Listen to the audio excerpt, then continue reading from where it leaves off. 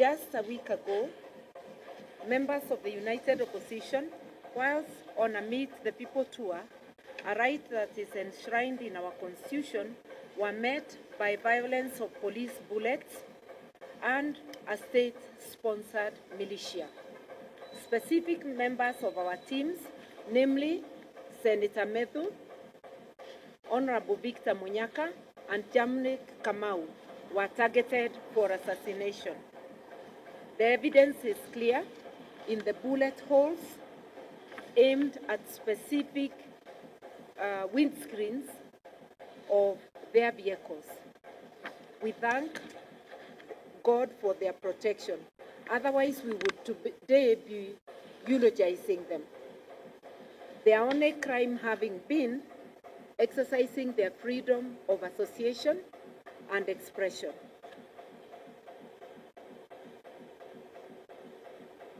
We will not tire from reminding the Ruto administration that freedom of movement, expression, and association are among the fundamental rights guaranteed in our Constitution and in the African Charter on Human and People's Rights, as well as on the International Covenant on Civil and Political Rights. On Tuesday this week, after the Halloween attack, the United Opposition presented irrefutable evidence to the Independent Policing Oversight Authority, IPOA, on this criminal assault and attempted assassination of our leaders. We expect IPOA to treat this evidence with a grave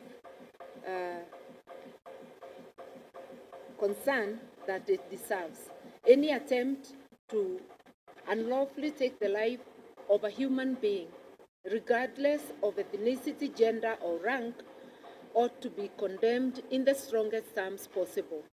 We therefore expect IPOA to hold the commanding officer who led this assault accountable.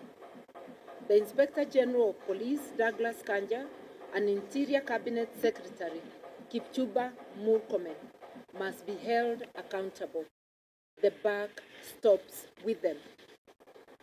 We can no longer allow the brazen criminal acts and subversion of the rule of law to continue because of orders from above. We are saying enough is enough. We have heard Ruto saying enough is enough, but we remind him as an employee, you can never tell your employer enough is enough. You can only pack your bags and go. We are his employers. We are telling him enough is enough. This has to stop. He cannot create a Haiti-like militia in Kenya to destroy the peace and tranquility that we have been having. Fellow Kenyans, our country is ailing. Some even say it is at war with itself, not because of the global recession or pandemic, but because of an epidemic called William Samoei Ruto. The instruments of power are in the hands of a person who simply doesn't care for the well-being of the citizens he purports to govern. For instance, we are aware of a cargo of 25,000 metric tons of sugar that recently landed in our port at Mombasa. This sugar is already on its way to Western Kenya, to a Western Kenya sugar factory to be repackaged and sold to Kenyans. Yet, it was condemned as unfit for human consumption in its country of origin. That it has been cleared quickly and is now headed to be distributed in this country shows the heartlessness of this regime. They have made money their god. We demand that these consignments already earmarked as publicly condemned be earmarked as publicly condemned and destroyed immediately. so that it is not used to poison Kenyans. I will let